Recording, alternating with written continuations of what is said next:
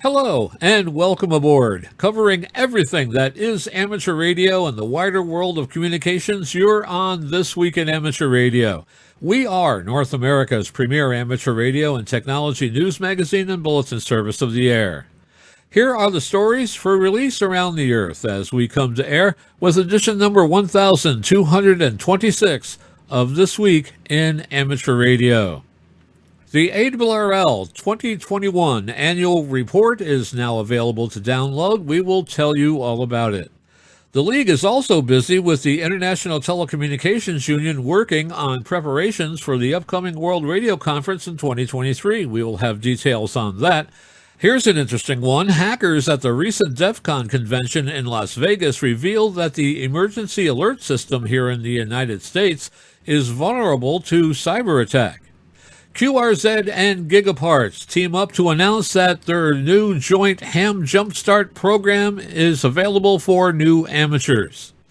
There was a new record set for the attendance at the recent Huntsville Hamfest. We will have all the details. The RSGB Transatlantic Centenary tests are coming up soon. Races for director and vice director are set in the Southeastern division. We will tell you who the candidates are. A radio amateur and inventor secures a patent on invisibility cloak detection. We will tell you all about metamaterials. A California amateur claims top honors for his film documentary, and a real Southern down-home QSO party is coming up, and we will have all the information and introduce you to the old scratching post in this week's report. These headline stories will come to you in a moment along with our regular special features. We'll visit with Bruce Page, KK5DO, and get an update from AMSAT and what's new with all of those amateur satellites in orbit. Our technology reporter, Leo Laporte, W6TWT, will talk about all the latest news and developments in technology, science, and communications. Australia's own Arnold Benshoff, VK6FLAB, will tackle this week's topic, consideration in amateur radio. Our own amateur radio historian, Bill Continelli, W2XOI, returns with another edition of his summer series, Amateur Radio History Headlines. This week, Bill takes us above the fold to explore amateur radio news in the mid-1970s.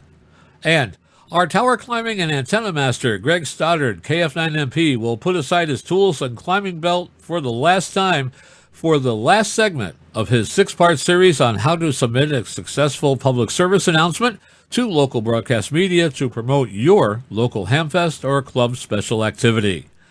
All of that and a whole lot more is straight ahead as North America's premier amateur radio and technology news magazine and bulletin service. This Week in Amateur Radio takes to the air right now. Reporting from our headquarters studio here in the suburban area surrounding Albany, New York, I'm George, W2XBS. And reporting from the newsroom in Half Moon, New York, I'm Terry Saunders, N1KIN.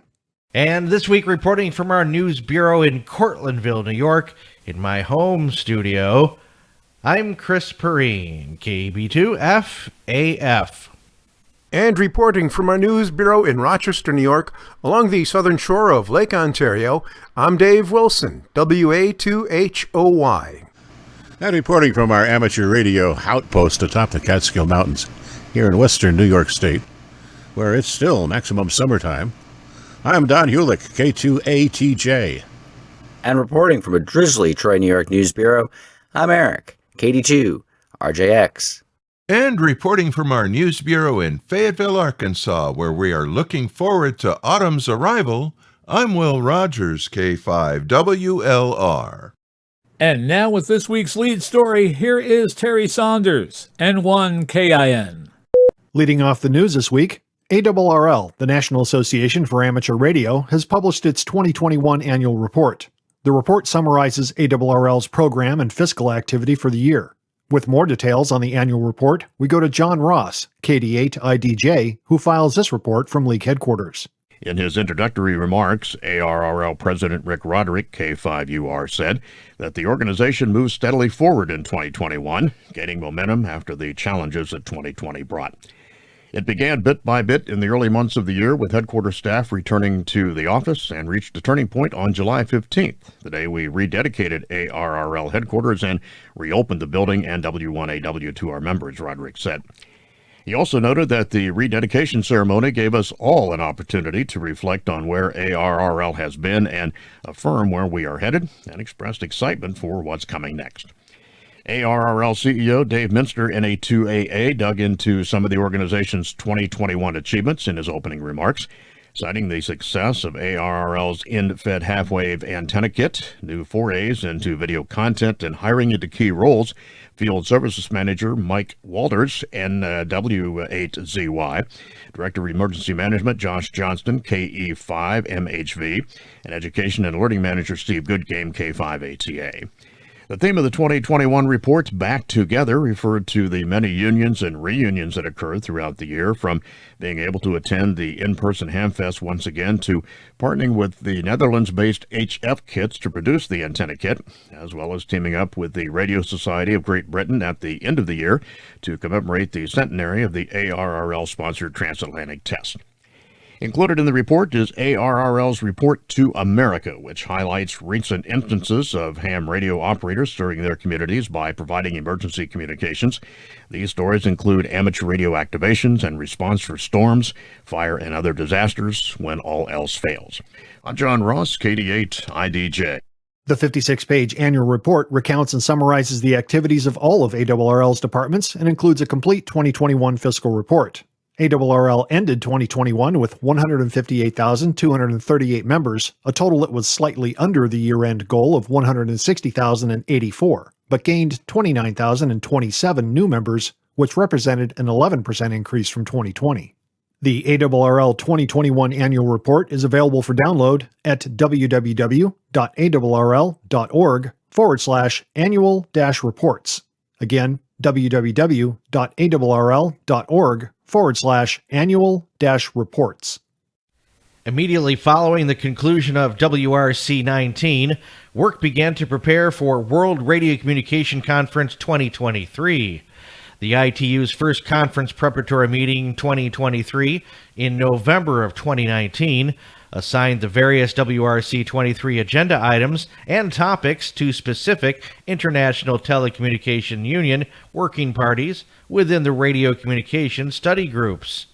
The study groups are broadly divided as spectrum management, radio wave propagation, satellite services, terrestrial services, broadcasting services, and the science services. Each study group has several working parties where the work is performed for each WRC 23 agenda item. The results of the first sessions of the conference preparatory meeting for WRC 23 contains the agenda. Preparatory work on each agenda items is designated and assigned by WRC 23 to the responsible and interested working parties. Several WRC 23 agenda items related to amateur radio service or the amateur satellite service. ARRL participates in the relevant ITUR working parties, as well as the regional or SciTel preparation of proposals that addresses each item as they may impact amateur radio. ARRL works very closely with the members of the IARU team on all aspects of the WRC 23 agenda items. International Telecommunications Union Working Party 5A, for example, is responsible for studies related to the land mobile service, excluding IMT, and including wireless access in fixed services, and is also responsible for studies related to the amateur and amateur satellite services. Working Party 5A is considered the home for amateur radio within the ITU. Working Group 5A-1 is the amateur and amateur satellite service subgroup, chaired by Dale Hughes, VK1DSH, on the Australian delegation, while the ARRL's John Siverling, WB3ERA, serves as the alternate chairman. This is where the work on revisions to Recommendation ITURM.1732, or Characteristics of System Operating in the Amateur and Amateur Satellite Service for Use and Sharing Studies, and where the studies toward WRC 23 Agenda Item 9.1b were performed. World Radio Conference 23 will consider the mid-bands for IMT 2020 and beyond.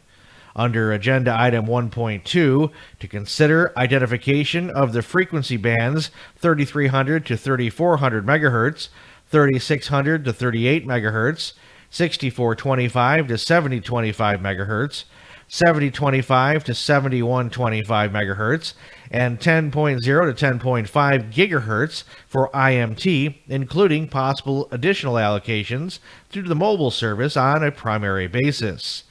ARRL is advocating the retention of the amateur secondary allocation of 3300 to 3400 MHz in regions 2 and 3, as well as opposing the identification of the 10.0 to 10.5 GHz band for IMT.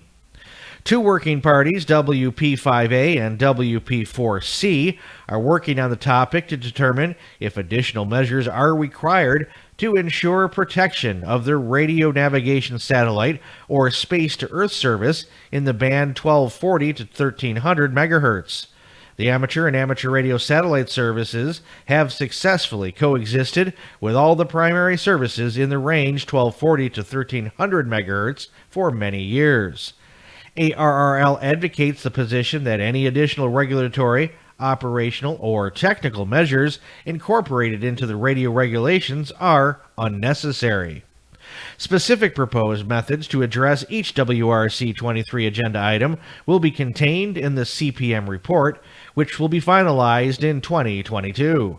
Throughout the preparation process leading up to WRC 23, ARRL actively participates in the FCC's WRC Advisory Committee. The ARRL is vigilant on several agenda items that may impact amateur radio, such as the item to address the Earth Exploration Satellite Service active spaceborne radar sounders around 45 MHz. ARRL worked to protect the adjacent 50 to 54 MHz amateur band. Another area that earned ARRL's attention was the spectrum needs and potential new allocations to the mobile satellite service for future development of narrowband mobile satellite systems. Federal Communications Commission Chairwoman Jessica Rosenworcel recently proposed raising the minimum broadband speed requirements in the United States to 100 megabits per second for downloads and 20 megabits per second for uploads. The move was generally well received but long overdue at a time when median download and upload speeds among service providers in the United States still rank below several other nations. Still, Fiber Broadband Association President and CEO Gary Bolton said the FCC's ongoing focus on speed minimums is a misguided approach. Bolton told Fierce Telecom magazine via email, "Our industry has moved beyond the speed test and is now focused on the experience test.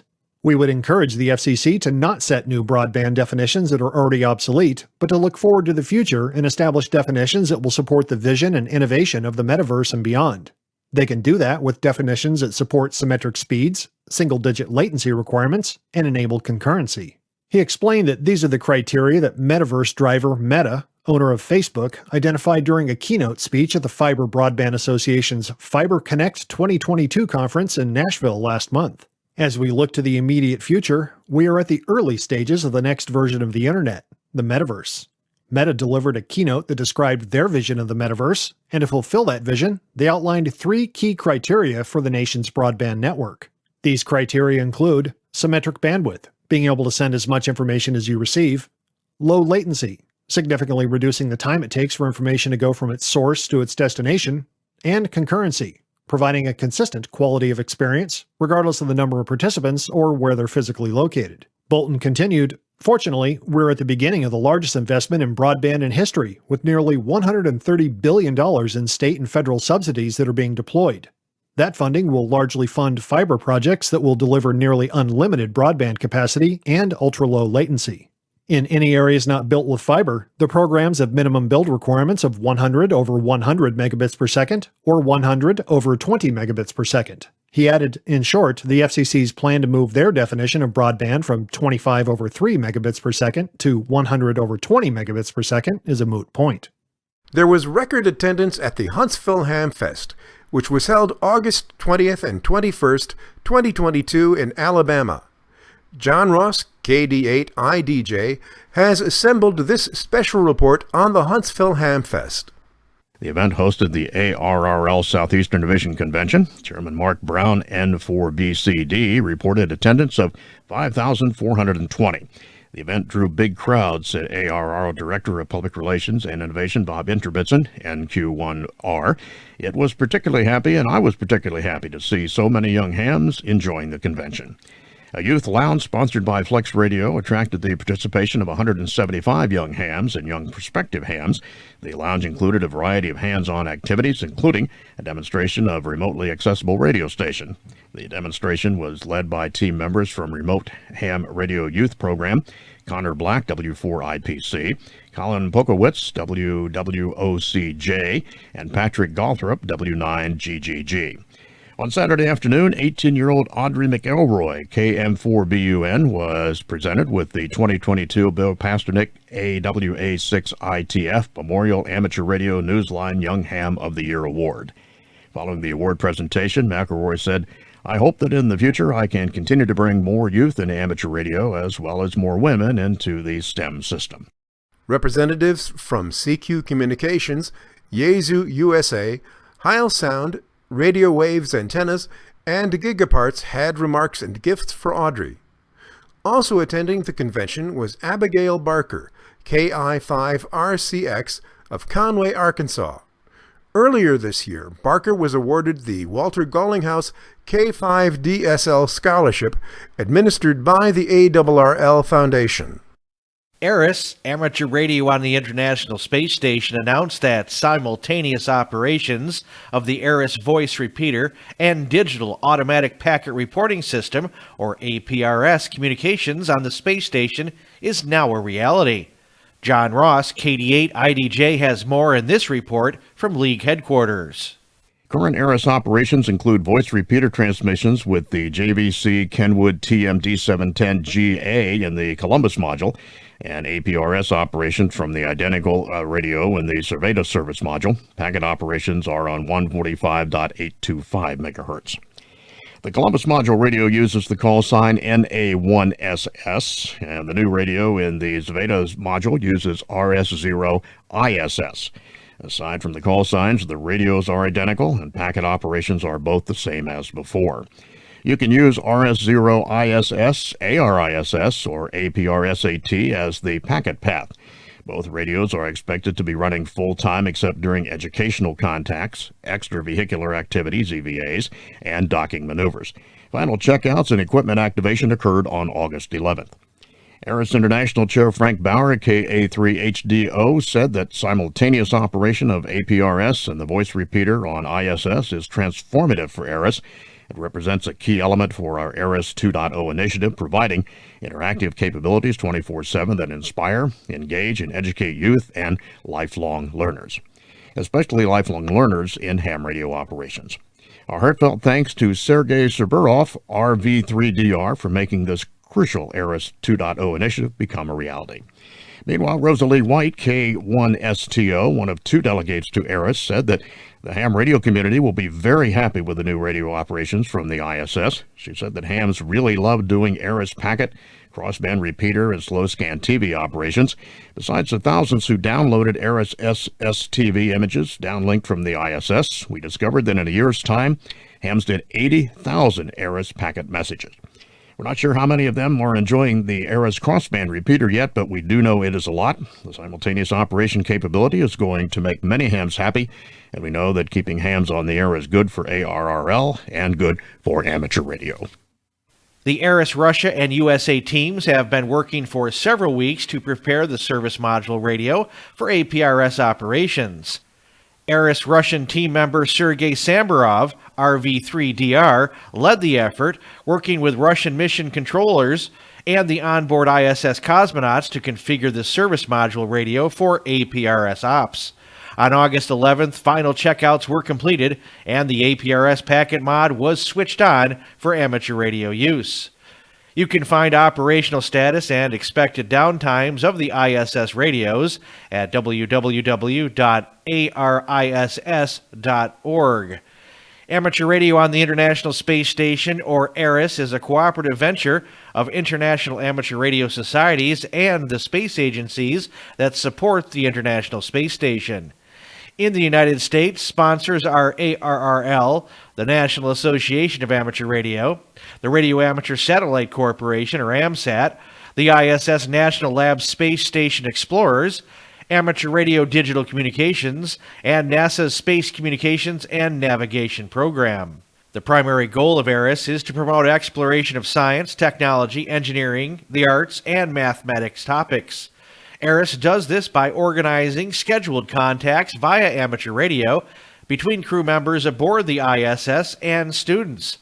Before and during these radio contacts, students, educators, parents, and communities take part in hands-on learning activities tied to space, space technologies, and amateur radio. According to ARS Technica and a report on CNN, the United States National Broadcast Network, which transmits child abduction alerts and severe weather warnings, is becoming increasingly vulnerable to fake alerts from hackers unless state and local governments fix security weaknesses in devices that connect to the system.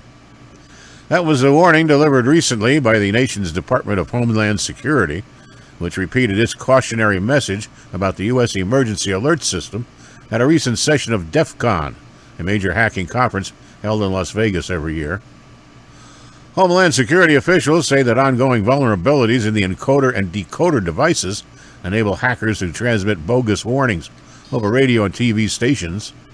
Cybersecurity researcher Ken Pyle, who's credited with discovering the vulnerability, told reporters recently that without a necessary software update for those devices, the hackers can preempt broadcast signals, exploit web servers, and disrupt the legitimate system. He said the problem has existed for several years and has gone uncorrected. Reporting on this issue, Cable News Network had asked the Federal Communications Commission for a tally on how many devices are running the vulnerable software. The FCC had no immediate response. We will keep an eye on the story and bring you updates as they become available. In a press release on the QRZ website, they announced the new QRZ New Ham Jumpstart, a program that will help new hams get on the air faster than ever. The program, which is jointly sponsored by QRZ and Gigaparts, will provide a free new ham welcome package to eligible applicants. Among the goodies in the first edition of the welcome package is a brand new dual-band handheld transceiver, the Explorer QRZ-1, along with a host of other sponsor-supplied goodies. This new program is designed to promote amateur radio to the masses, helping to eliminate a possible barrier to entry by providing new hams with their first radio. The Jumpstart program will provide the QRZ-1 radio to new hams who meet eligibility requirements. No purchase or subscription of any kind is necessary. The welcome package is free to those who qualify. The QRZ-1 is a brand new entry-level dual-band ham radio transceiver that has been custom manufactured for QRZ and Gigaparts. They worked with an established radio manufacturer to make a special edition radio just for new hams. Our involvement was much more than a relabeling of an existing product because several important improvements have been made. For starters, the radio firmware has been modified to make user interaction straightforward and easy to understand. In addition, the user manual was rewritten in English, not simply translated, so that new hams may grasp its operating concepts clearly. New hams who have just obtained their first license from the FCC may apply for a welcome package. Applicants must apply within 30 days of the license grant date, per the FCC records. The eligible ham must have a QRZ user account and be able to log in and apply for the award. Certain types of identification, including a photo ID, will be required. This information is not shared or exchanged with any party and is used only to validate eligibility under this program. Additional shipping charges may apply when shipped outside of the contiguous 48 states. This program is available exclusively to USA licensed amateur radio operators. Some new hams may not need a new entry-level radio and might instead enjoy a full year of a QRZ premium subscription. If you opt for this choice, you will make the radio available for another newcomer and help us extend the program into the future. It's an easy way to pay it forward that others will appreciate. The program ends on October 31st, 2022. If you are or about to become eligible, please keep this in mind. The Radio Society of Great Britain are hosting an international amateur radio activation, the Transatlantic Centenary tests on the HF bands for the entire month of December 2022 to commemorate the centenary of the achievement of amateur transatlantic communication during the transatlantic tests that were held between 1921 and 1923. December 24, 1922 was when the very first amateur radio signal from Europe was heard in North America. This was from the RSGB station G5WS, which was established at Wandsworth in South London as part of the third transatlantic tests. Unlike the tests of the 1920s, which consisted of one-way communication, the 2022 tests will encourage worldwide two-way communication with UK and Crown dependency-based stations by having a series of awards available for making QSOs with activating special stations. The club log team have kindly agreed to provide the supporting infrastructure for the tests. In anticipation of this centenary celebration, with the assistance of Ofcom, the UK licensing authority, the RSGB have reactivated 5 call signs which they held in the 1920s. G5WS, used for the 1922 tests, the first to get across. G5AT, used for the 1923 tests. G6XX, used for the 1923 tests. G6ZZ, used for the first amateur tests on a moving railway train in 1924. G3DR, Scottish Highlands Call, GM3DR. These historic call signs will be activated by RSGB members and clubs using G5WS, G5AT, G6XX, G6ZZ, and G3DR in England, GM5WS in Scotland, GW5WS in Wales, GU5WS in Guernsey, GD5WS from the Isle of Man, GJ5WS in Jersey, and GI5WS in Northern Ireland. And now with the latest technology news and commentary from Petaluma, California. This Week in Amateur Radio is proud to present Leo Laporte. Let's see. Don't let your interns set your passwords. Solar Winds. Remember this hack that basically allowed, we think Russia, don't know for sure, but we think Russia and the Russian secret police to spy on the Department of Defense, everybody, Microsoft, everybody. The way they did it is they hacked a security company called Solar Winds. So Congress brought the Solar Winds CEO, former CEO, I guess he got fired, I don't know, former CEO in, along with Brad Smith, president of Microsoft, to testify on Friday about how did that happen? How did that there happen? SolarWinds CEO, well, that's not former, that's current. SolarWinds CEO Sudhakar Ramakrishna was asked by Representative Rashida Tlaib. Oh, no, wait a minute. No, it was former SolarWinds CEO. He was also there, Kevin Thompson. He was asked about how come the password to get into SolarWinds updates was so easy. He said an intern did it. And not only an intern did it, but an intern did it in 2017. That's what Ramakrishna said. You know what the password the intern set was? SolarWinds123. My favorite quote from Katie Porter, our own representative here in California. I've got a stronger password than SolarWinds123 to stop my kids from watching too much YouTube on their iPad. You and your company were supposed to be preventing the Russians from reading Defense Department emails. You should let Katie Porter set your passwords, not your interns, I guess. That's the... Oh, boy.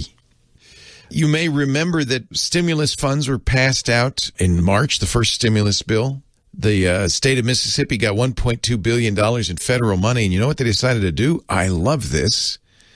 They decided to take a chunk of it, not a lot, not a huge amount. Well, they got $1.2 billion. They decided to take about, $75 million, not a huge amount, and create the Mississippi Electric Cooperatives Broadband COVID-19 Act, a lot of words, which basically said give money to internet service providers, especially in the rural, hard-to-reach areas of Mississippi where there's no service or very slow service. Give them money to build out their infrastructure so we can get internet service to the entire state.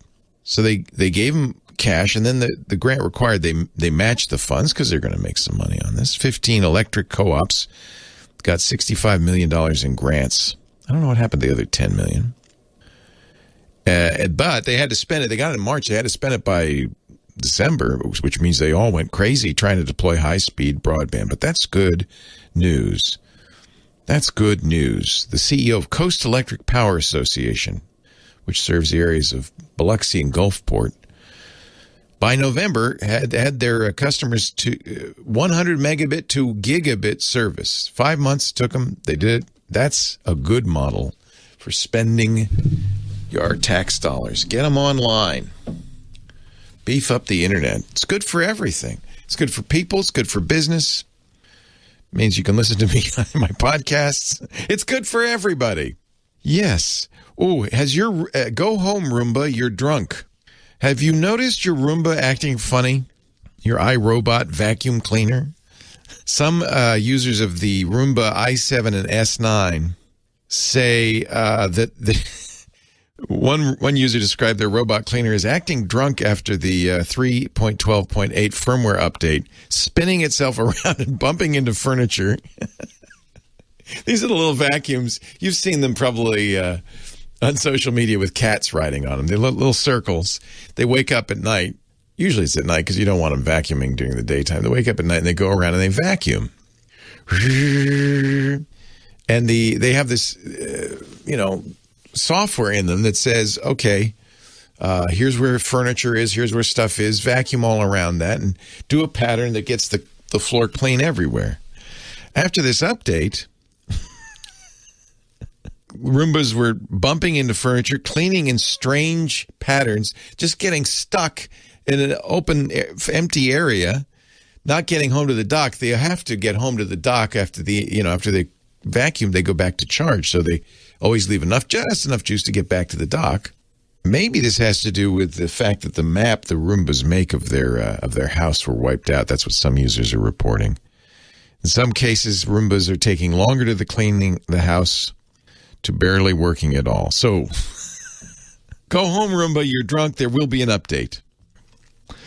Somebody made a browser extension. You know, browser extensions, you can put these on your browser. This one works on Chrome or I think on Firefox. You have to sideload it. But the idea, it's from the Economic Security Project. The idea is it'll block any sites that ping Google, Facebook, Microsoft, or Amazon. The big four tech companies. Google, Facebook, Microsoft, and Amazon. It's called Big Tech Detective. Now, I'm not recommending it. According to Mitchell Clark in The Verge, he said, when you put it on, basically, you can't do anything. So many websites, almost all of them, including, by the way, mine, now that I think about it, contact Google, Facebook, Microsoft, or Amazon in some form or fashion. So if you put this Big Tech Detective on, it'll show you a bunch of locked pages. I guess it's for educational purposes. You certainly wouldn't want to use it all the time. But it just shows how dependent we are on four companies pretty much run the whole thing. Or at least they got their fingers in the pie. And it's a sad day. I used to do ads up in Northern California for a great electronics store. You remember, your best computer buys are always at Fry's, guaranteed. Not anymore. After 36 years in business, Fry's Electronics. In 9 states, 31 stores. Remember the store? Oh, the stores were so fun. There was one that was Egyptian. There was one that was the future. One was the past. There's actually a list. Was there one in Alice in Wonderland? Did you go to that one? Professor Laura says she liked the Alice in Wonderland store. No, they're closing down. If you go to Fry's.com, their website, they say we're going out of business permanently as a result of changes in the retail industry and the challenges posed by the COVID-19 pandemic. They began the wind down 3 days ago. I'll always think your best computer buys are always at Fry's. There's a Wikipedia that has all of the, I think, different themes, store themes. Aztec Temple, Golf, Space Shuttle, 1950s science fiction, Ancient Egypt, Steampunk, Ruins of Ancient Rome, 1893 World's Fair, Manhattan Beachhead, Tahiti, Agricultural History, Wild West. They put all their money into that. That's the problem. City of Industry. Let's see what the City of Industry had. Industrial Revolution, Steampunk. That's what it had. San Diego, yeah, the 1950s sci-fi. Woodland Hills, that's the Alice in Wonderland store that Professor Laura frequented. Automobile racing in Indiana because of the Indy 500, I guess. The Las Vegas Strip was all about Las Vegas. Austin had live music. Dallas, cattle ranch. Houston, oil derricks. Plano, Texas had railroads. Webster, Texas, International Space Station. Renton, Washington, regional history. A lot of them had regional history. Your best computer buys are always at Fry's. Guaranteed. Yeah, the San Jose store is the one. The Mayan Temple, Chichen Itza, was the one I went into. And Sunnyvale was history of Silicon Valley. I think I probably spent some time in there, too. Never did have a San Francisco store. And no Petaluma either. I think frankly, Amazon and Newegg and all the online places you could buy the same things probably just is the end of the line for not only Fry's, but a lot of retail outlets. It was just fun to go in. I never went shopping. I just walk in. They say men don't like shopping. Show them a Fry's. Let's see. What else is in the news? This was a flight from Cincinnati to Phoenix last weekend. The pilots saw something. And the something they saw was captured by a guy named Steve Douglas. He does an aviation blog, Deep Black Horizon. And apparently he was both listening and recording, as one does. Sometimes, it's fun to listen to the pilot chatter as they're flying over. He was able to say, thanks to Flight Radar 24 and FlightAware, that they were over the northeast corner of New Mexico, west of Clayton, at an altitude of 37,000 feet. This is what he heard. If I could just play it, I will. Yes. Have any targets up here? We just had something go right over the top of us that, I hate to say this, looked like a long cylindrical object. It almost looked like a cruise missile type of thing moving really fast that went right over the top of us. Now, I would have thought, I don't know, Steve, I thought maybe this isn't real, but apparently the American Airlines confirmed that. They said, yep, that was the transmission from Flight 2292. The FAA released a short statement. A pilot reported seeing an object over New Mexico shortly after noon local time on Sunday, February 21st. FAA air traffic controllers did not see any object in the area on their radar scope. So it is moving really fast. It is at 37,000 plus feet, and it has no radar signature. I don't know what it is. But I thought I'd play that for you. It's nice when you have the audio. It's probably just, chat room says, just Jeff Bezos testing out some prototypes. Probably. It's the new Amazon delivery vehicle. That makes a lot of sense. Anyway, I'm glad you were here, and I'm here, and I'll be here next week, and I hope you'll come by and bring your friends too as we talk high tech. Leo Laporte, the tech guy.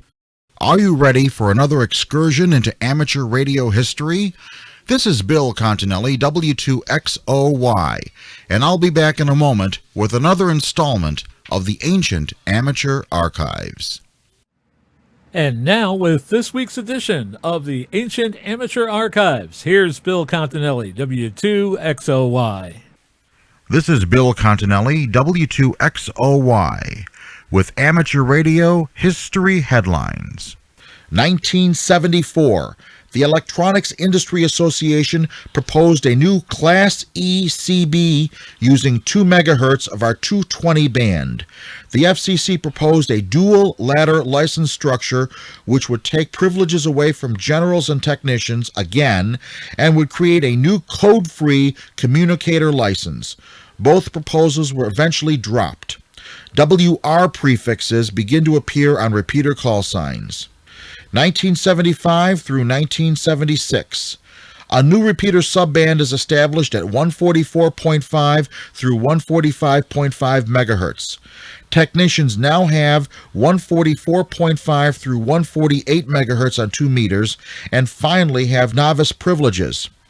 Novices are given a power increase to 250 watts. The mail order technician license is eliminated. Applicants must now appear at an FCC examination site. And the conditional class license is abolished. 1977. The FCC expands CB radio from 23 to 40 channels. Hundreds of hams purchase obsolete 23-channel CB sets at fire sale prices and convert them to 10 meters.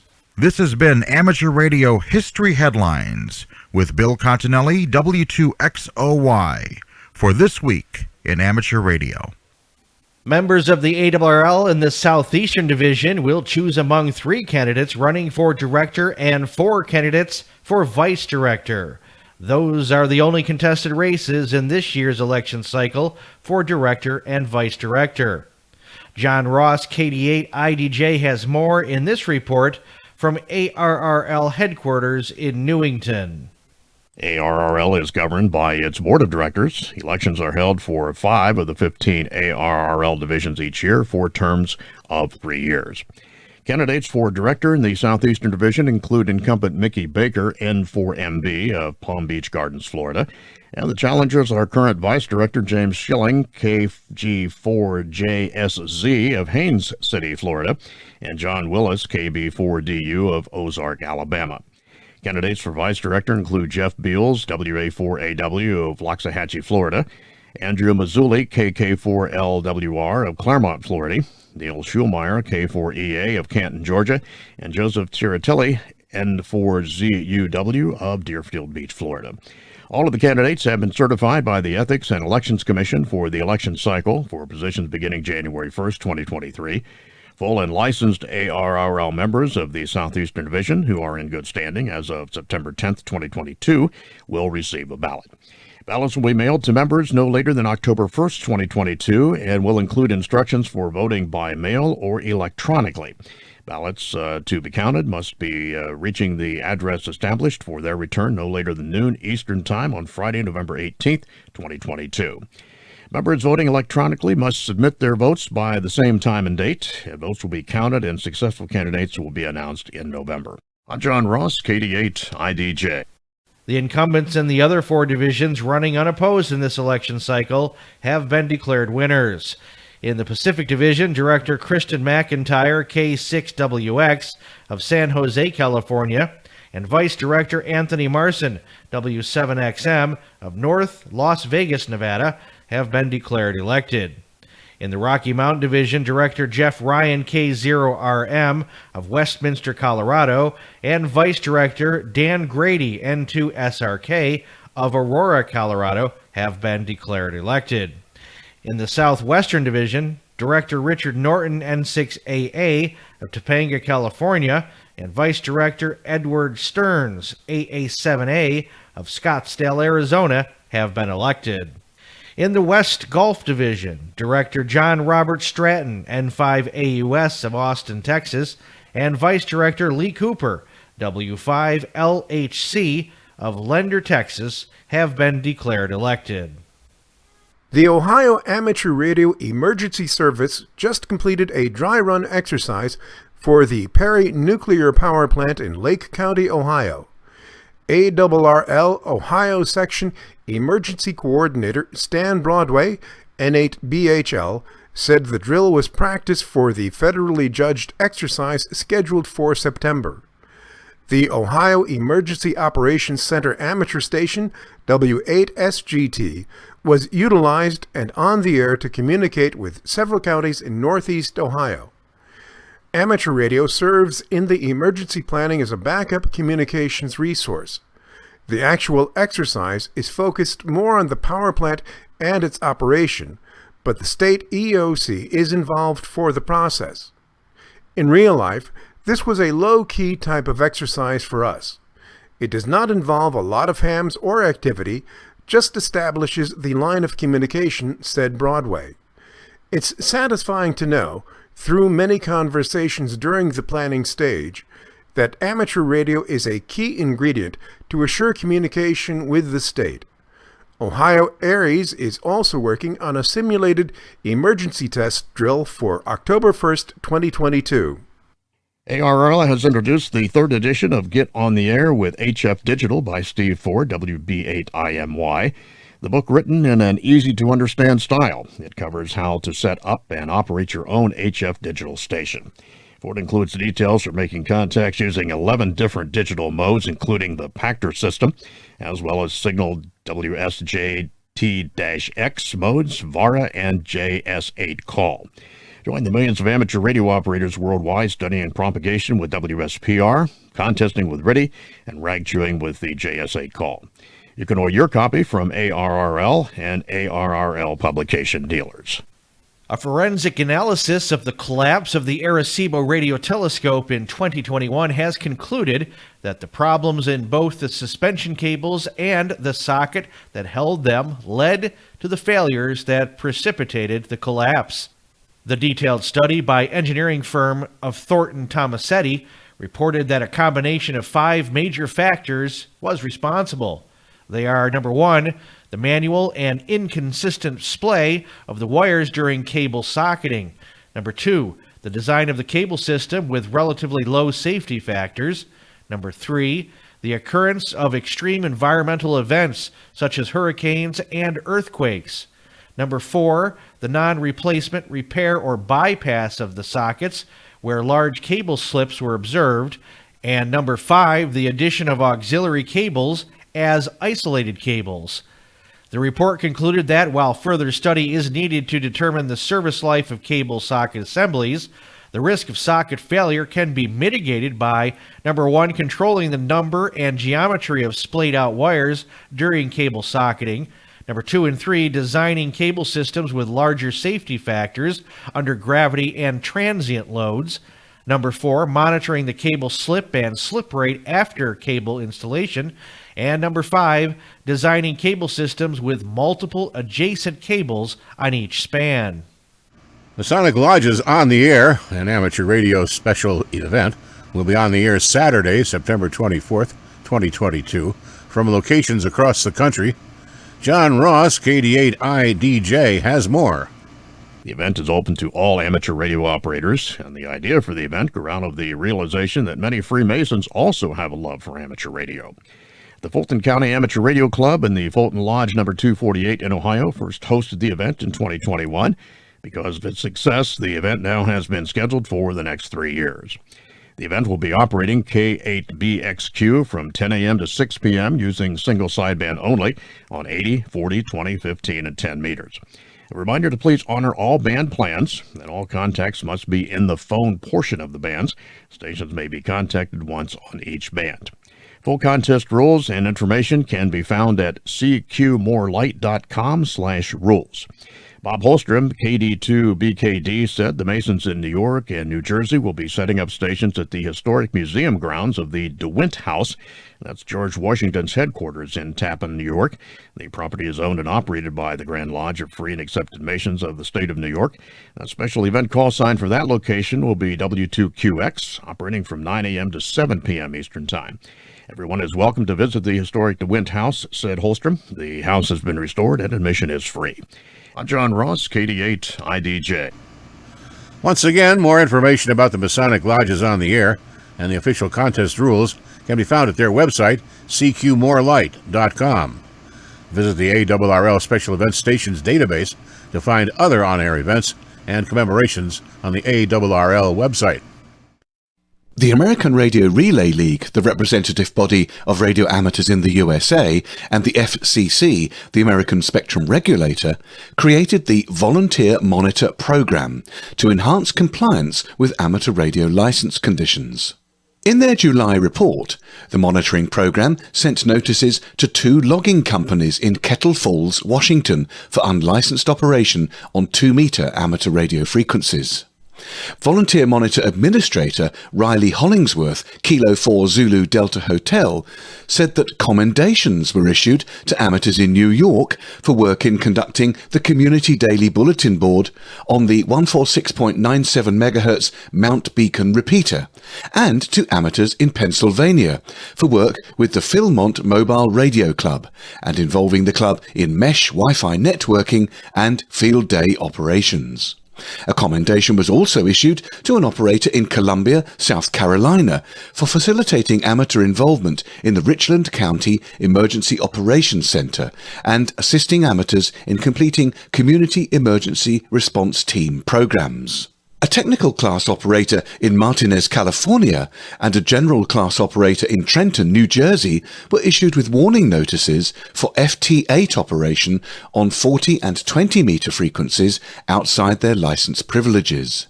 General class operators in Massapequa, New York, and Trenton, New Jersey, were issued with warning notices for single sideband operation on 14.201 and 21.270 MHz. General class operators in the USA have no voice privileges below 14.225 and 21.275 MHz. An operator in Indian Hills, California, received a notice for unlicensed operation on 144.390 MHz simplex APRS during a high-altitude balloon operation. The regulator had cancelled their license over a year before the flight. The final totals for volunteer monitoring during June 2022 were 1,676 hours on HF frequencies and 2,099 hours on VHF frequencies and above, making a total monitoring time of 3,775 hours. You can read more at www.arrl.org. Foundations of Amateur Radio. The first clause of the original Amateur's Code reads, "The amateur is gentlemanly. He never knowingly uses the air for his own amusement in such a way as to lessen the pleasure of others. He abides by the pledges given by the ARRL in his behalf to the public and the government." The 2022 ARRL Handbook version states it like this: "The radio amateur is considerate, never knowingly operates in such a way as to lessen the pleasure of others." Today, the ARRL website presents it as, "The radio amateur is considerate. He, she never knowingly operates in such a way as to lessen the pleasure of others." It's surprising to see the addition of the he, she pronoun when nothing is added by doing so. In fact, for some amateurs, this actually reduces its relevance, something which I've spoken about before. We could just simply change the words to remove the pronoun entirely, but does that actually cover all of what we want it to mean? Should this consideration be limited to operating, or should we go beyond that? What about conduct in a club setting, or on social media, email, or SMS? Some of these activities are conducted as a radio amateur and some are not. If we're limiting ourselves to amateur radio, not an unreasonable place to start given that we're talking about a document called the Amateur's Code, we should really discuss the nature of amateur radio today. I find myself in a community of amateurs, not a radio inside, exchanging thoughts, opinions, and experience that go beyond the concept of operating. I will note that there are legal definitions in our hobby that describe the notion of operating that do not include QRZ.com, email, or Reddit, and there is an argument to be made that operating falls strictly within the bounds of a licensed amateur activity. That said, since "No man is an island," first uttered in 1624 by John Donne, neatly illustrates that although we're licensed amateurs, we do more than key our radios alone, and even when we do, there are activities that affect others who are not operating as such. When we discuss things with each other, face-to-face, that's not a licensed activity, even if both of us are amateurs. Neither is sending an email to another amateur or commenting on a social media post. Standing in a club and teaching is also not a licensed amateur activity and cannot be considered under the idea of operating. All of what this clause is attempting to say is to be considerate. Don't reduce the pleasure of others by doing things that are unacceptable.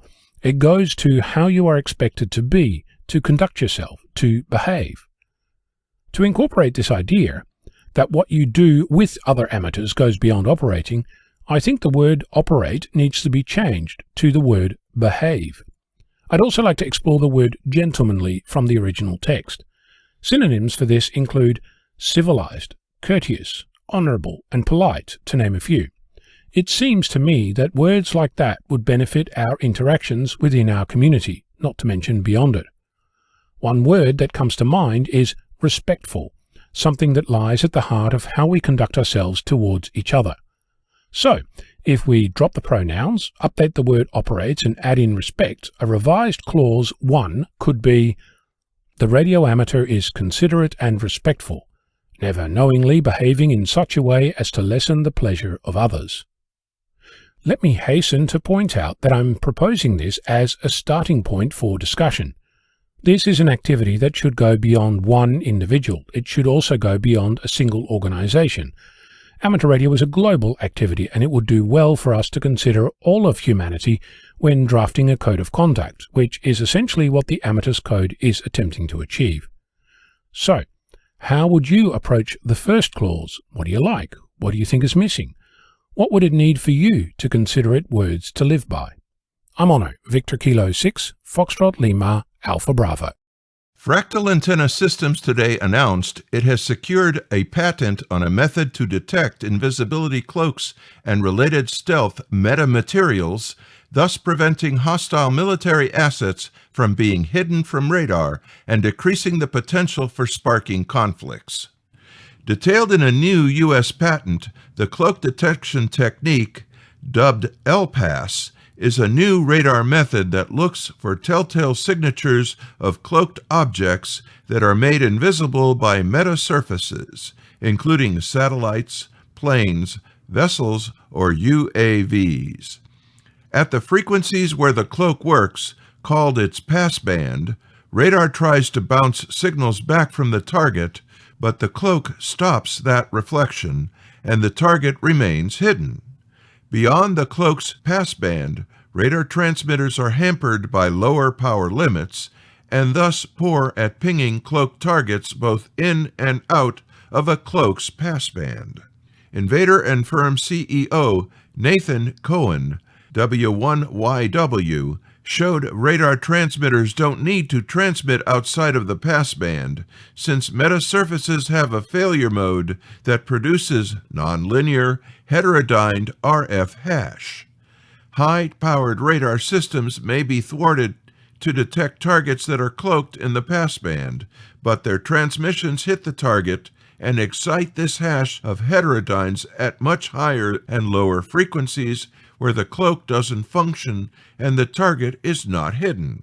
On receive, a radar antenna picks up these frequencies correlated with the transmitted signals, filters out most of the noise, and leads to a unique reflected signature of the target. In the past, radar was considered the trump card that succeeded at target detection, a task made difficult by stealth techniques. Because they are less expensive to implement than other radar stealth methods, metasurfaces are used extensively outside of the USA, highlighting the urgent need of LPAS as the remedy of Pandora's burden. Those countries that may seek a technical advantage by retrofitting war machines with metasurfaces to hide from radar now have to face a revision to their prior assumption of hidden assets. Cohen invented the invisibility cloak in 2003 and clearly saw the need to stop their destructive use by creating LPAS shortly after. The new patent is a public message that invisibility cloaks were not invented solely to be toys of war. Metasurfaces can do more than hide objects and have many useful applications. Cohen states the firm's recent patents on fractal license plates for satellites, enhanced radar road reflectors for autonomous vehicles, and smaller wideband directional antennas are a few of many positive spin-offs of his invisibility cloak and metasurface inventions. Metamaterials overall have a terrific future if we encourage their use in applications which improve the human condition and that promise of tomorrow. This week's AMSAT Report news is here from Bruce Page, KK5DO. And do you have a subject related to amateur radio satellites that you would like to present at the AMSAT Symposium this year? Well, if you do, please mail the tentative title of your presentation to Dan, N8FGV, at N8FGV at AMSAT.org as soon as possible. The final copy is to be submitted by October 14th for inclusion in the symposium proceedings. And if you'd like to make contact with an astronaut, well, we can't guarantee you will. However, we can give you the tools to try and make it happen. First, you need to track where the International Space Station is located. And if you don't have a tracking program, head over to AMSAT.org and click on the satellite info and then past predictions. Now that you know where ISS is and when it's going to pass over your location, tune your radio to receive on 437.800 megahertz and transmit to 145.990 megahertz. And if you need to use two radios, that's okay. Next, just listen. There will be a lot of contacts being made by other hands when all of a sudden astronaut Kajel will start making random QSOs. Now is when you should listen closely. Keep in mind that the ISS operates on Moscow time, and Kajel will usually be on the air just before bedtime. That's going to be somewhere around 1800 hours, give or take an hour or so. If you hear him, try calling NA1SS when he finishes his QSO. And if you're lucky, you can make a contact. After that, there's only one more thing you should do, or maybe we say will want to do. That's head over to the ARRISS.org website and click on General Contacts and then QSL cards. You will most definitely want that proof for your wall. Remember now, do not call him unless you hear him on the air. He's not on the air on every pass. Felix, EA4GQS, reports Spain's latest amateur radio satellites to launch will be Genesis G and Genesis J on September 11, 2022. The AMSAT bulletin post says, "This is to confirm that the launch of our new Genesis G and Genesis J satellites with Firefly will take place, if all goes well, on September 11th, with the launch window starting at 3 p.m. Pacific Time or 22 hours GMT from Vandenberg Air Force Base. The expected orbit altitude is 300 kilometers with an inclination of 137 degrees. As many of you know, this will be the second attempt of Firefly to reach orbit after the first attempt made in September 2021, which had to be aborted after 2 minutes of flight, causing our previous Genesis N and Genesis L to be lost, among others. These new Genesis birds have a more powerful onboard computer than their predecessors and updated software that allows FM voice repeater functionality, AFSK and FSK non-regenerative repeater up to 2400 BPS, FSK regenerative repeater up to 50 BPS, CW, digitized voice pre-recorded FM, and FSK telemetry at 50 BPS. The correct retransmission of AX25 and APRS frames over FM up to 2400 BPS has been verified in the laboratory. A small drawback we still have is the antenna deployment mechanism. That is the first version that was made and requires a fully charged battery. The satellites have been stored for several months, so it's a weak point. Hopefully it will work. These satellites also have the names of Astroland 1 and Astroland 2 to say thanks to the sponsorship of the project by the Astroland Planetary Agency. We also thank the private companies and universities that helped in the project. As on the previous occasion, 2 experimental propellants are flown, although this time they are from the Madrid company IENAI Space and, unlike the previous Genesis mission, they use a liquid ionic fuel. Only the one from Genesis J is functional. The one from Genesis G carries the electronics, but without the fuel.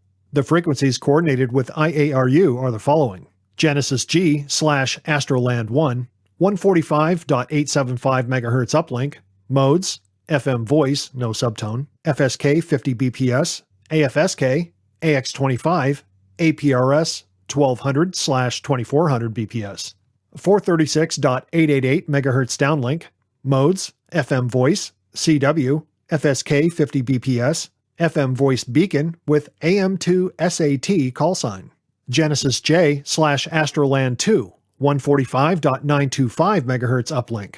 Modes, FM voice, no subtone, and FSK 50 BPS, AFSK, AX25, APRS 1200/2400 BPS, 436.666 MHz downlink. Modes, FM voice, CW, FSK 50 BPS, SSTV Robot 36, FM voice beacon with AM3 SAT call sign.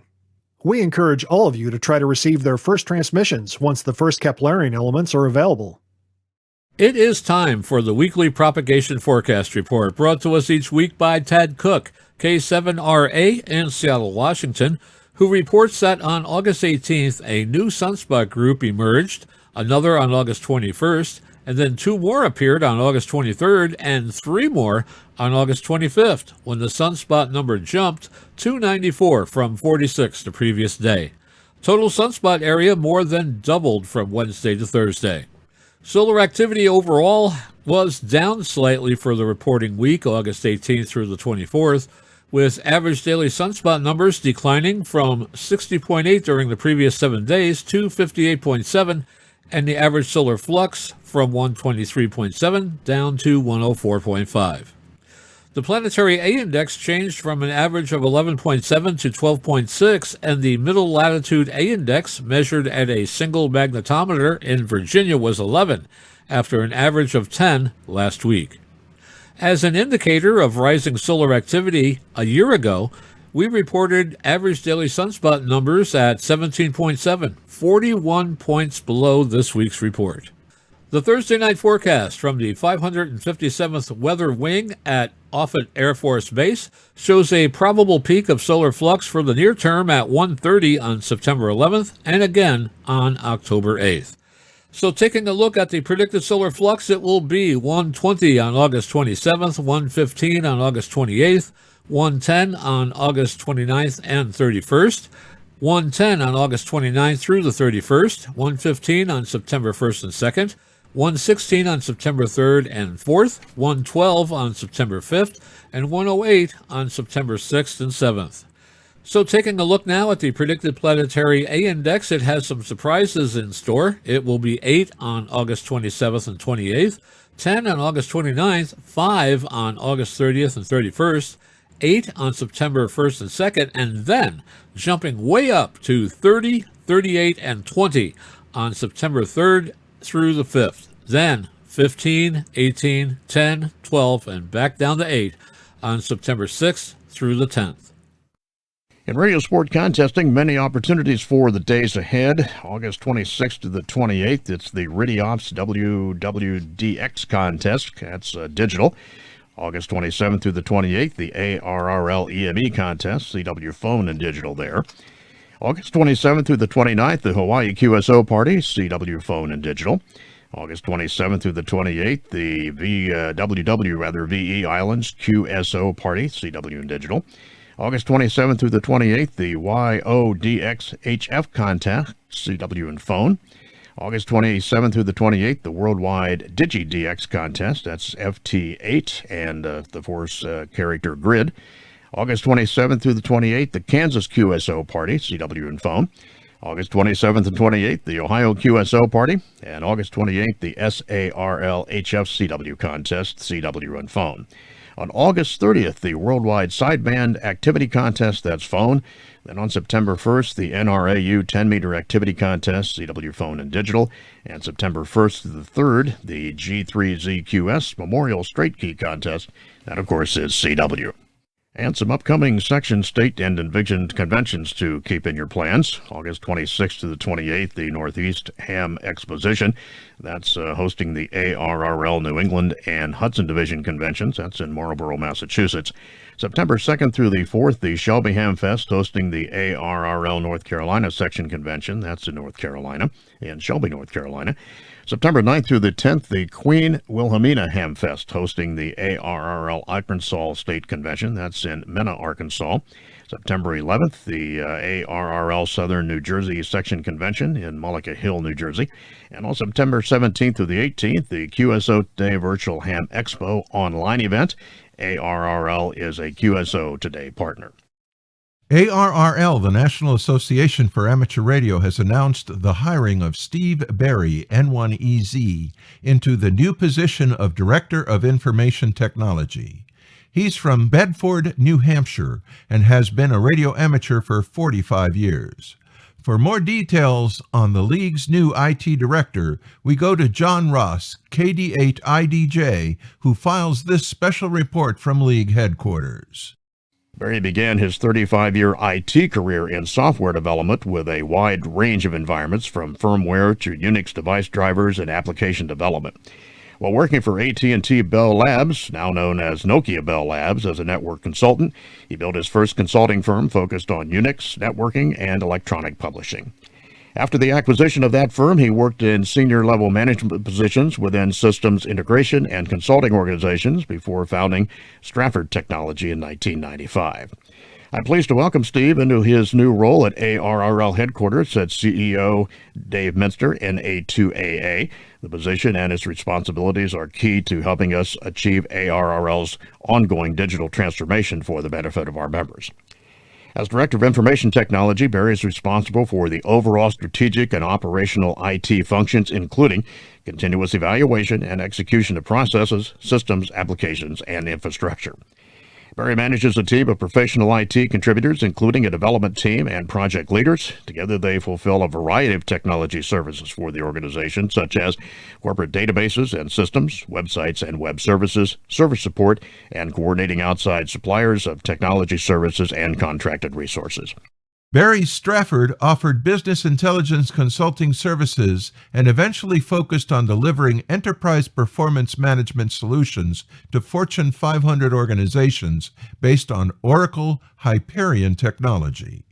In 2012, Barry and his team built the first Oracle Hyperion managed application hosting service on the Amazon Web Services platform. Stafford was acquired by Apps Associates in 2020. I feel truly honored to give back to ARRL and the hobby. Both have done so much for me, especially with the many friends I have made over the years and the ham mentors who gave me a start in my career, said Barry. Mariam Ben Naki is not your usual teenager.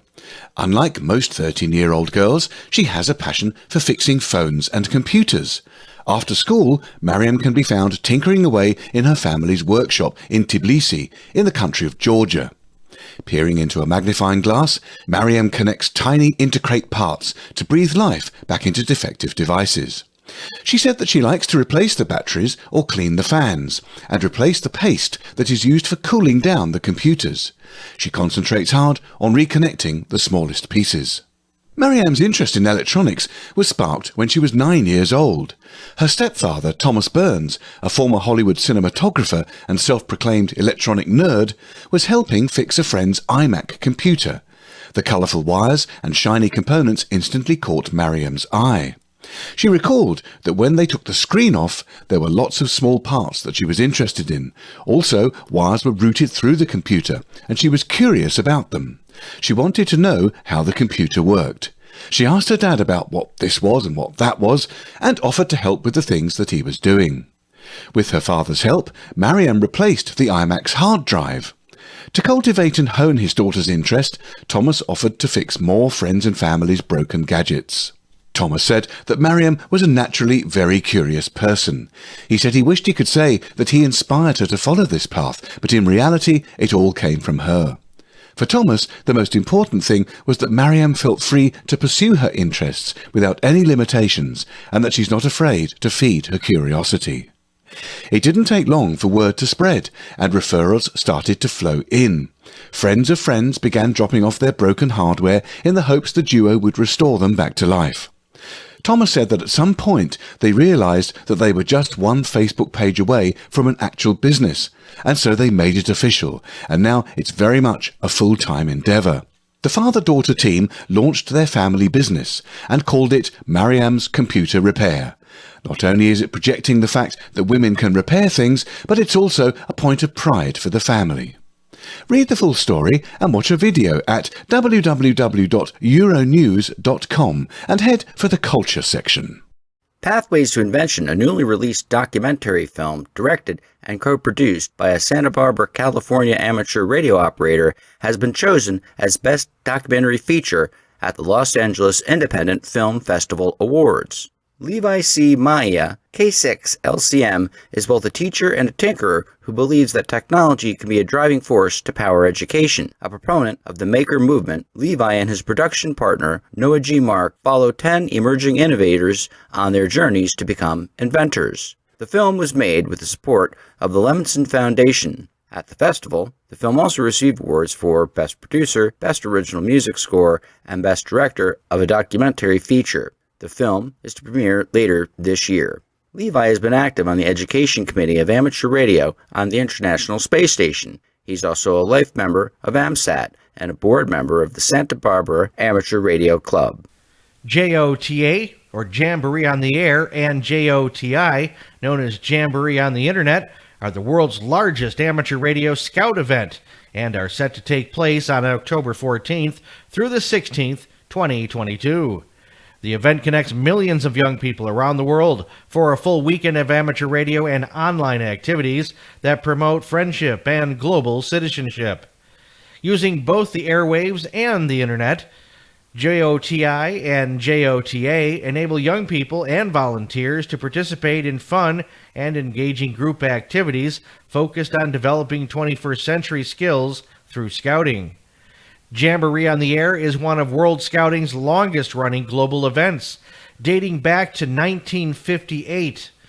JOTA and JOTI aims to support young people of all ages to learn about communications technology, the values of global citizenship, and their role in creating a better world.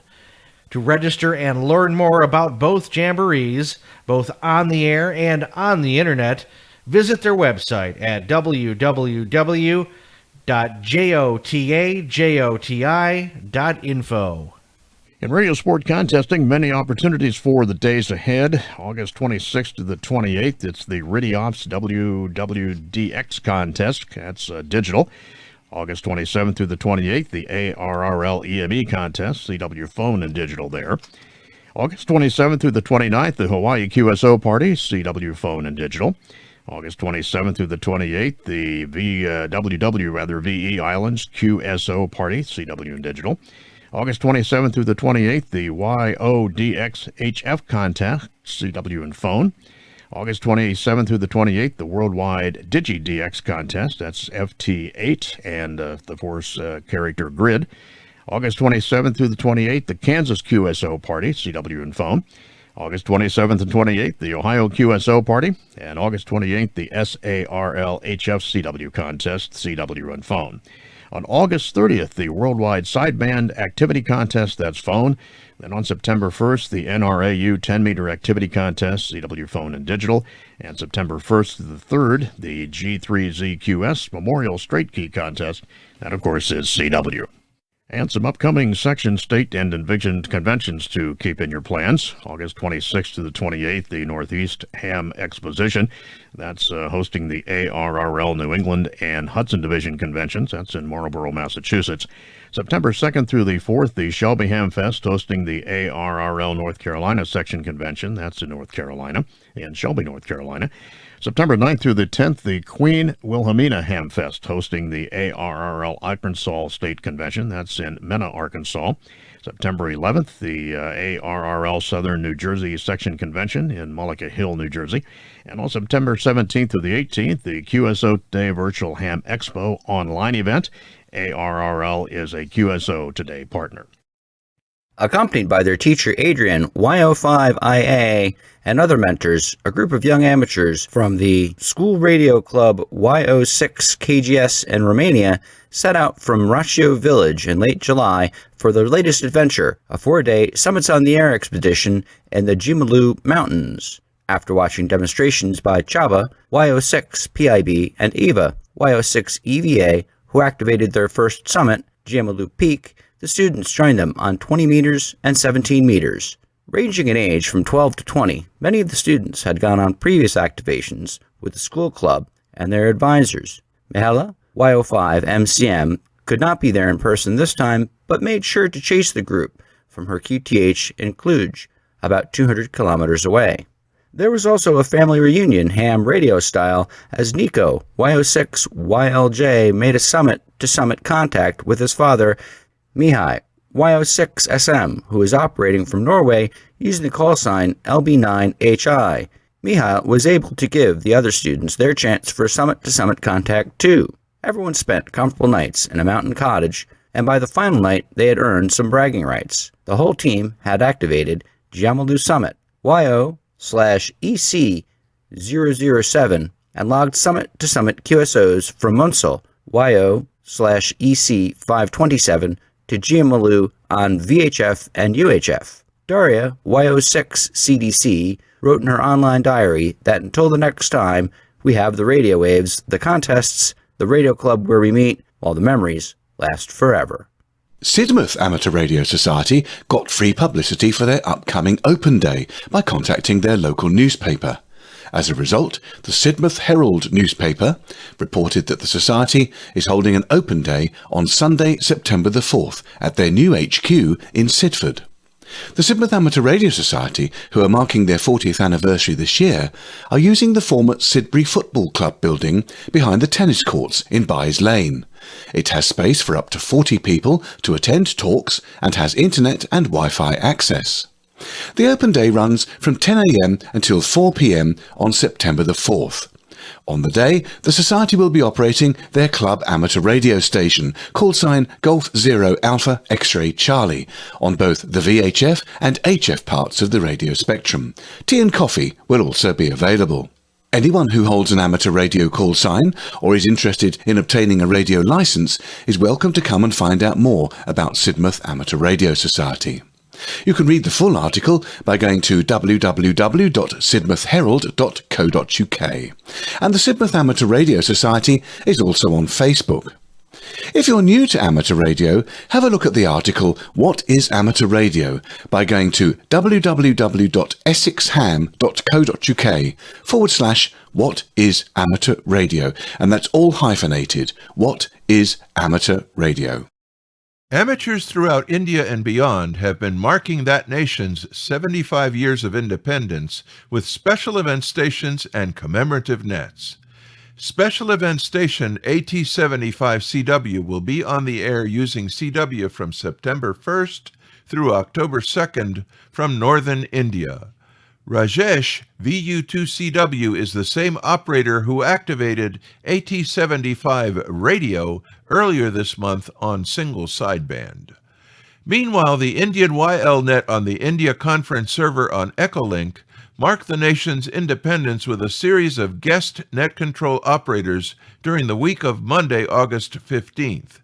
Guest net controllers on this daily net included Dr. S. Satyapal, VU2FI, Director of the Indian Institute of Hams, using the call sign AU5IIH, and Prakash Kiyani, VU2KOC, who runs a popular net in India.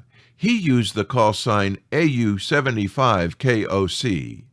India officially marked its independence on Monday, August 15th.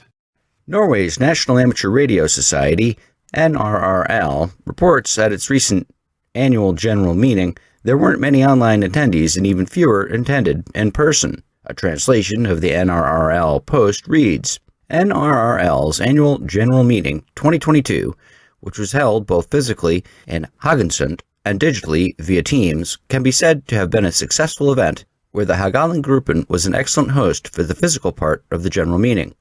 Apart from a few minor slips and some waiting sometimes, it all went very well technically.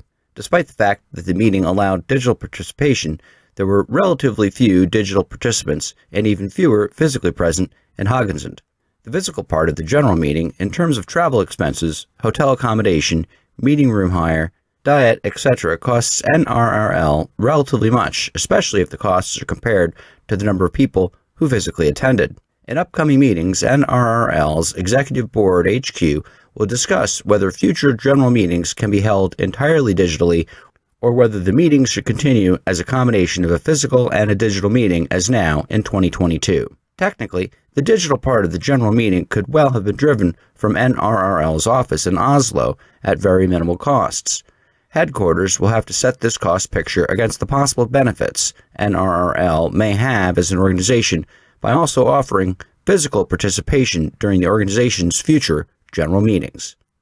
Members of the Alabama Contest Group will be carrying the message 9/11, Remembered Once More, during a special event being activated to honor the victims of terrorism who perished 21 years ago in New York City, Washington, D.C., and Shanksville, Pennsylvania.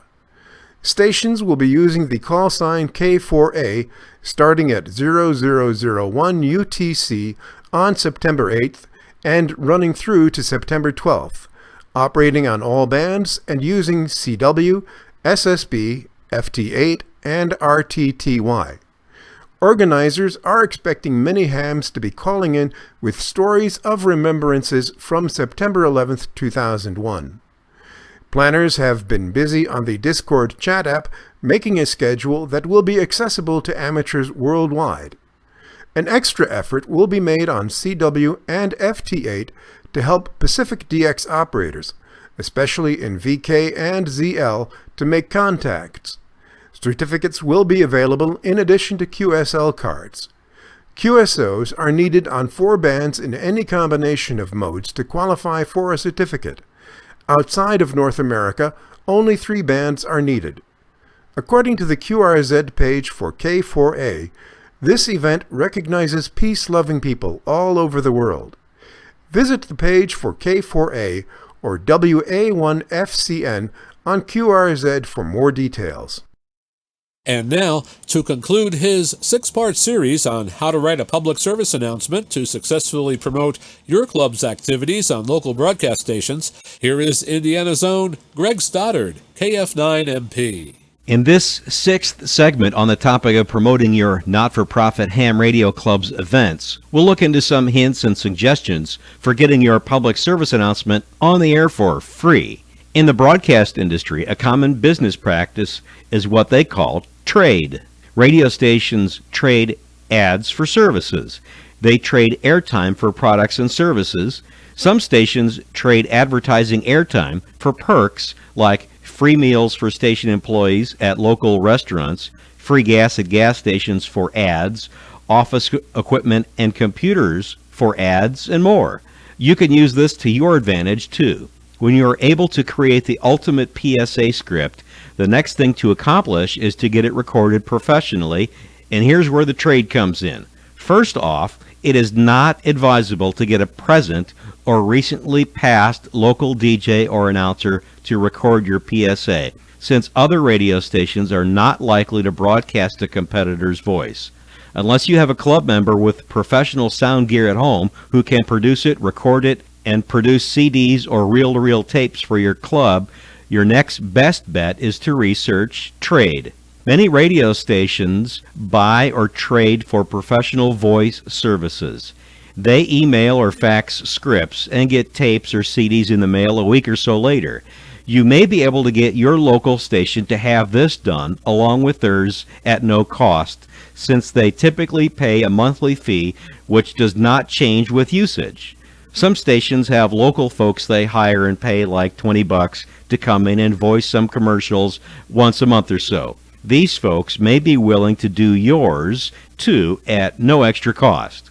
All this will require some sort of relationship with a local radio station, which can start with something as simple as inviting them to your next club meeting, personally tutoring them or a family member through your technician test classes and VE session, or a few free tickets to your next Hamfest. You could also offer to trade Hamfest table space for a professionally recorded PSA for your next Hamfest.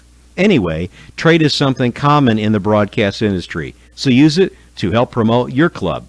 This is Greg Stoddard, KF9MP, reporting for This Week in Amateur Radio. National POW and MIA Recognition Day 2022 will be observed on September 16th, and special event station K4MIA will be operating from a restored Bell UH-1H Iroquois helicopter from September 10th through the 18th. The aircraft is the first generation of utility helicopters used in Vietnam and earned the nickname Huey. In addition to K4MIA, there will be 5 other stations in operation on September 16th. They are K4MIA/2, K4MIA/4, K4MIA/5, K4MIA/7, and K4MIA/8. The stations will operate on single sideband, CW, FT8, and satellite. K4MIA will be on the air throughout the month using slow scan TV and EME, or Earth, Moon, Earth. QSL cards will be available via a self-addressed stamped envelope sent to K4MIA, Michael N. Bald, 6758 Hall Boulevard, Loxahatchee, Florida, 33470. National POW and MIA Recognition Day is observed every year on the 3rd Friday in September.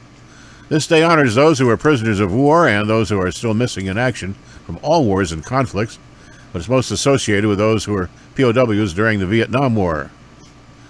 Visit the K4MIA listing on QRZ for further details, and the ARRL Special Events Station database to find other on-air events and commemorations at www.arrl.org. And finally this week, here comes a good old down south style QSO party. In coastal Mississippi, exactly 40 miles north of the Gulf of Mexico and 10 miles west of the Alabama state line, lies the friendly little town of Lucedale, Mississippi, founded in 1901 with a population of 24,762.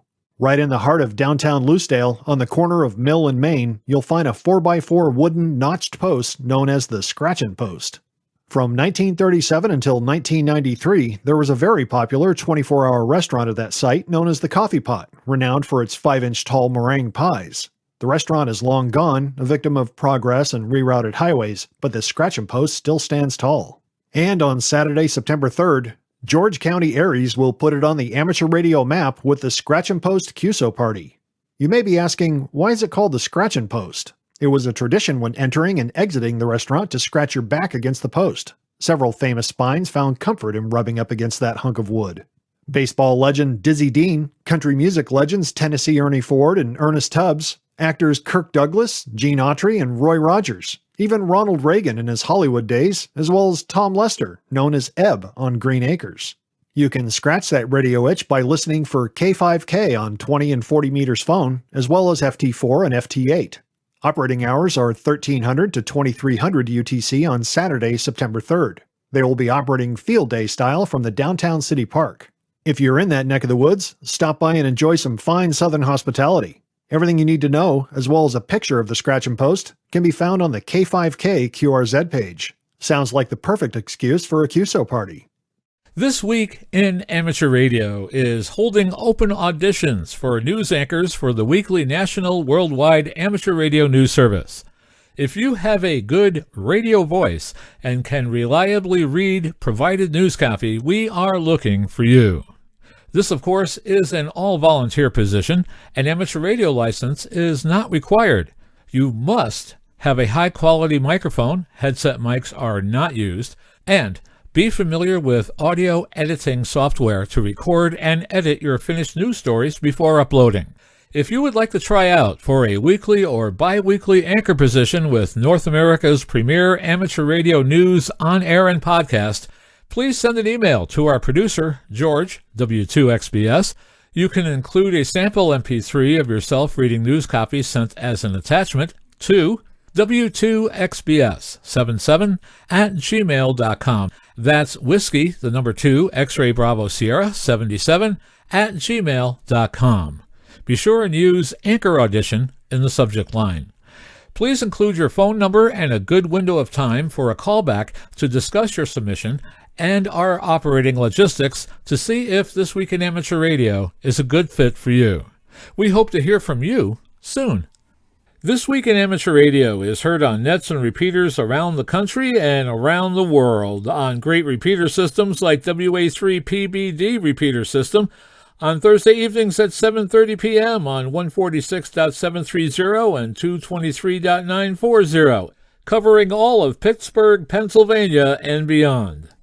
Many of the news and information items heard on this edition of This Week in Amateur Radio have been provided by the American Radio Relay League, the ARRL Audio News Service, and the ARRL Letter, the Southgate Amateur News Service, Steve Richards, G4 Hotel Papa Echo, and the Southgate Vibes News Service, AMSAT, the Radio Amateurs of Canada, the FCC, the Radio Society of Great Britain, and Ofcom, the South African Radio League, the International Amateur Radio Union, the Wireless Institute of Australia, and the Australian Communications and Media Authority, the New Zealand Association of Radio Transmitters, the Amateur Radio Newsline, the Rain Hamcast, Eric Guth, 4Z1UG and QSO Today, QRZ.com, the Tech Guy, Leo Laporte, the International Telecommunications Union, and various news sources on the Internet. With special thanks to all our weekly news sources and to you, our listeners, that wraps up this edition of This Week in Amateur Radio. If you would like to write to us, you can find everything you need, including archive editions of the news service, at our website at twiar.net. And now, for all of us at This Week in Amateur Radio headquarters and all our news team around the world, this is Will Rogers, K5WLR in Fayetteville, Arkansas.